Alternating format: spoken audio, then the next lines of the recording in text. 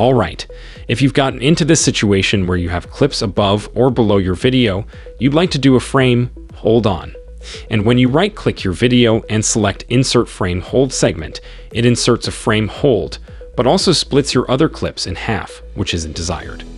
So in the past, I just drag my clips back together and leave them cut up, which is kind of a messy way of handling it. I'm going to show you a better way to insert frame hold, so I'm going to undo that next to the tracks you'd like to avoid splitting with the frame hold. Click the Toggle Lock Track button to lock them from being edited. Now when I right-click my clip and select Insert Frame Hold Segment, my frame hold will get created without splitting or affecting my other track. And when you're ready to edit your other tracks again, just click the Toggle Lock Track button again to unlock them.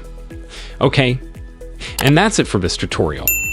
Thanks for watching and see you next time. If this video helpful to learn quickly, hit the like button and also don't forget to subscribe to our channel and hit the bell icon. Then you won't miss any upcoming tutorials.